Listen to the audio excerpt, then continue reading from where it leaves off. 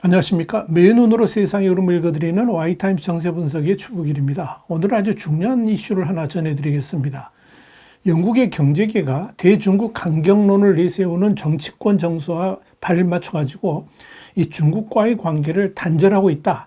이렇게 영국 산업연맹 CBI가 30일 밝히면서 주목을 끌고 있습니다.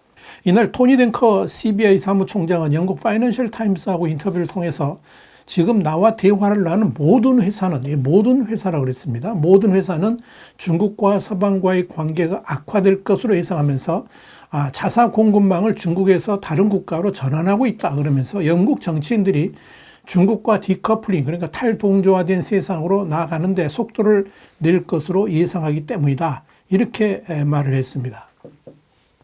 이 댕커 사무총장은 이어서 영국은 대신 새로운 무역 파트너를 차지하고 기존의 유럽연합, 그러니까 EU와 무역을 더 확대하는 방안을 찾아야 된다. 그러면서 정치 및 안보 전문가가 옳다고 믿고 나가면 경제계도 당연히 따라가야 된다. 이렇게 밝힌 겁니다. 이 댕커 사무총장의 이런 발언은 중국이 영국의 1위 수입국이면서 지난해 전체 수입 상품의 13%를 중국에서 들여왔다는 점에서 상당히 충격적이죠. 중국도 영국 수출 상품을 세계에서 6번째로 많이 수입하는 국가이기도 합니다. 그만큼 이 무역 비중이 큰 나라임에도 불구하고 미국이 주도하는 민주주의 연대가 중국과의 디커플링을 하는 것에 대해서 당연히 따라가야 되고 또 그럴 수밖에 없다는 것을 당연하게 받아들여야 된다. 이렇게 말을 한 겁니다. 댕커 사무총장은 그러면서도 저렴한 상품에 의존하는 것은 과거 일이라는 걸 깨닫는 것은 뛰어난 두뇌를 필요로 하지 않는다. 그러면서도 중국과의 무역 단절로 불가피하게 가격은 상승할 수 있을 것이다. 이렇게 내다봤습니다. 경제계가 이렇게 중국과의 단절을 예고하고 나선 것은 영국에 부는 정치계의 반중 폭풍 때문입니다. 사임을 밝힌 모리스 존슨 영국 총리의 후임자를 놓고 최종 대결을 펼치고 있는 두 사람이 있죠. 리시 수낙 전 재무장관하고 리즈 트러스 외무장관입니다. 이 두 사람이 TV 토론에서 서로 자신이 총리로서 중국에 강경하게 맞설 적임자라 그러면서 치열한 공방을 벌였습니다. 자, 중국 이슈가 그만큼 총리직을 결정하게 될 수도 있는 그렇게 집권 보수당의 대표 경선에서 중요하게 부각되고 있다는 것이고요. 그만큼 반중 정서가 영국인들에게 있어서 중요한 쟁점으로 떠오르고 있다 하는 걸 의미하는 거죠. 파이낸셜 타임스는 25일 수낙 전 장관이 중국은 현재 영국과 세계의 안보와 번영을 가장 크게 위협하고 있다 그러면서 영국에서 중국의 영향력을 줄이기 위한 주요 공약을 제시했다. 이렇게 보도를 했습니다. 자, 그러면서 수낙 전 장관은 우선 영국 대학이 중국 정부의 소프트 파워 증진을 위해서 공자 학원에 이용당하고 있다. 그러면서 중국 공산당을 영국 대학들에서 쫓아내겠다. 그렇게 말을 했습니다. 그러면서 영국에서 운영되는 공자학원 30개를 모두 폐쇄하겠다라고 밝힌 겁니다. 공자학원은 중국이 해외에서 중국어와 중국 문화를 전파하기 위해 설립한 이 중국 정부의 직속 기관으로 중국 공산당 이념 전파의 거점이란 비판을 받고 있습니다.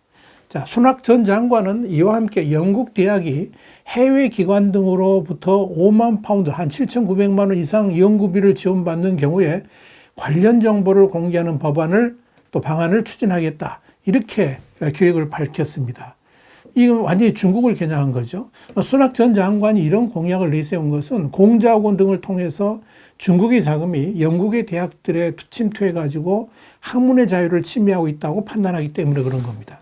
수낙 전 장관은 또 영국 보안정보, 그러니까 MI5를 통해서 중국의 스파이 활동 감시를 강화하고 영국의 기술 스타트업을 중국 투자 자본으로부터 보호하기 위해서 이 국가보안법을 더 강력하게 만들겠다라고 말을 했습니다. 동시에 중국의 사이버 안보 위협에 대항하는 나토, 그러니까 북대서양 조약기구 형식의 새로운 국제적 동맹 창설을 공약했습니다. 그런데 주목할 것은요, 사실 이 수낙 전 장관은 그동안에 친중파로 분류되어 왔는데 이번 총리직 경선을 앞두고 강경한 반중파로 돌아섰다는 점에서 지금 영국에서의 반중 정서가 얼마나 강한지 한마디로 보여줍니다. 수낙 전 장관에 맞서서 치열한 경선을 벌이고 있는 리즈 트러스 외무부 장관 역시 반중 강경파입니다.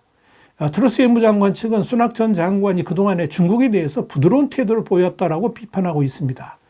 그 예로 2019년에 영국과 중국의 경제금융 대화를 수낙 장관이 개최했다 하는 걸 들었습니다.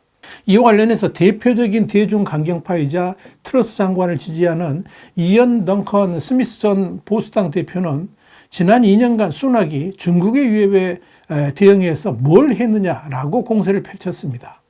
그러면서 대중 강경파로 외교 정책을 펼쳐온 트러스 장관이 수낙 전 장관보다 중국에 맞설 의지가 훨씬 더 강력하다는 점을 선거의 주요 전략으로 내세우고 있는 겁니다.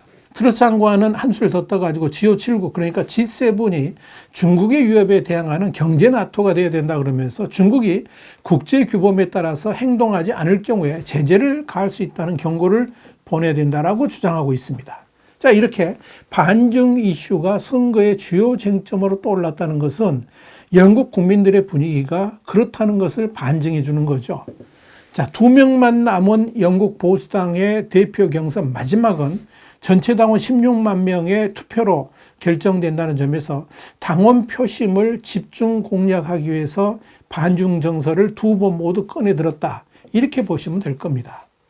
현재 영국 내 분위기가 이렇기 때문에 누가 총리가 되든 누가 총리로 취임하든 대중 강경 정책은 흔들림 없이 시행될 것으로 보입니다.